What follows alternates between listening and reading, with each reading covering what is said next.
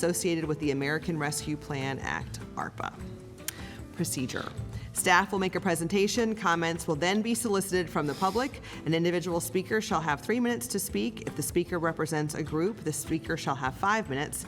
A speaker representing a group shall identify the group at the beginning of his or her remarks, and a group may have only one spokesperson.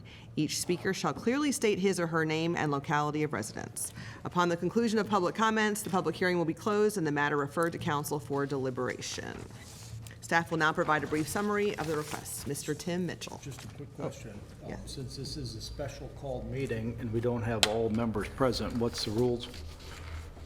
Well, all of them were notified. But there's something, if there's a special called meeting when somebody can't make it or something, isn't there?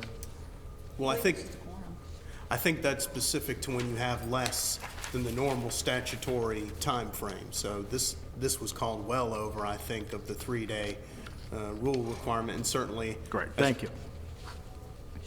And so, yeah. Oh, no. Okay. Got to have a badge, don't you? Mr. Mitchell. I got stuck on the one too. Good evening, Mayor, Vice Mayor, members of council. Thank you again for allowing me to expedite an item before you tonight. So back in December, we applied for $6.6 million to the Department of Environmental Quality for their sewer collection system program and ARPA funds that they have available to basically install sewer lines to help replace and eliminate septic systems throughout the state. So we were one of a number of localities who received a grant offer from the Department of Environmental Quality. We received the offer on March 6th, and because of their timelines, we have to give them an answer about whether or not we will accept the offer by April 5th. So with that, that's why we're here and had to call the special meeting, is to expedite the process and do the public hearing. So basically the proposal, or the grant would add another $6.6 million to the Richland Hills Sewer Extension Project. So that would fully fund that whole project, and we could do the whole project all at once. It still may be divided up into separate contracts in order to attract qualified bidders and everything, but we would do the whole project simultaneously and get it done by the timeline stipulated in the grant, which is December 2026. So with that, I'll be glad to answer any questions that you may have after the conclusion of the public hearing. Thank you. Is there anyone who would like to speak in favor?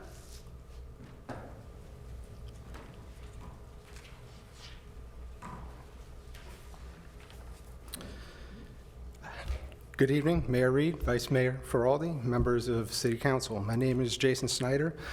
I'm a Lynchburg resident and former president and current board member of the Richland Hills Neighborhood Association.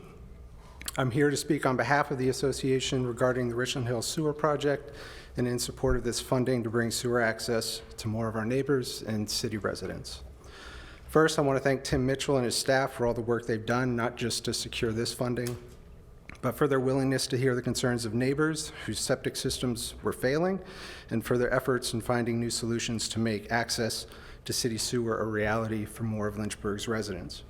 I'd also like to thank members of the previous council for approving funding of the first phase of this project, and to Vice Mayor Feraldi, for our neighborhood's ward representative, for listening to neighbors and working on our behalf to move this project forward. As I'm pretty sure you all have heard at some point, longtime homeowners in the parts of Lynchburg that were annexed from Campbell County in 1976, which includes Richland Hills, they will remind you to this day that there were promises made 47 years ago to extend sewer service to the homes in annexed neighborhoods. For 47 years, the question about sewer extensions has loomed over this part of the city. And while there has been frustration over that time that sewer extensions haven't happened, there wasn't a real strong sense of urgency, because for most of that time, septic systems largely served their purpose. Unfortunately, we are no longer at that point and haven't been for a while now. Homes in Richland Hills are 50 to 60 plus years old, and so are the septic systems that serve them. These systems are failing, and homeowners are facing major expenses and inconveniences to repair or fully replace them.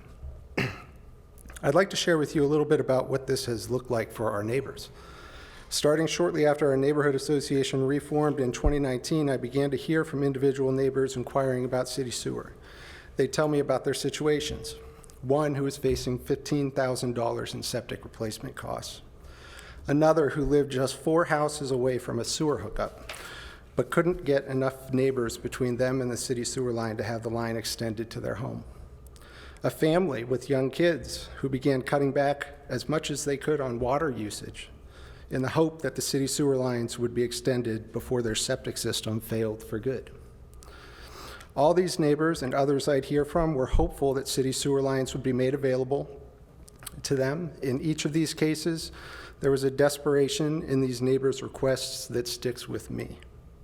They were facing an expense that they could not afford for a problem they didn't know was coming. And there was no hope for relief in the form of city sewer lines to hook up to. As we started to have more open discussions within the neighborhood, we began to hear the stories of neighbors who went through the exhausting process of septic replacement. Soil studies, DEQ consultations, clearing trees and landscaping to make way for the new system, wonderfully cared for lawns torn up, dealing with new DEQ regulations that require larger tanks, more drain lines, and larger drain fields for the same home. And finally, when you think you're all done with this months-long process, you notice the ground underneath your newly planted grass slowly begin to settle and leave ridges about 10 feet apart all the way across your lawn. I'd ask each of these neighbors, if you would have had a city sewer line to hook up to, would you have done it? They each said yes, without hesitation. This is not to say that there are no costs associated with hooking up to city sewer. There are. No solution here is cheap.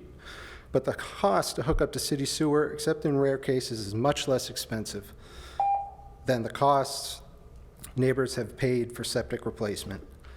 And if the city is able to find a way to reduce its hookup fee, which would be wonderful, that savings would be even greater. This is meaningful relief for citizens facing an issue that most homeowners in Lynchburg don't have to worry about. I mention all of this just to give you a sense of urgency of the issue. More septic systems are failing now, and more will in the years to come.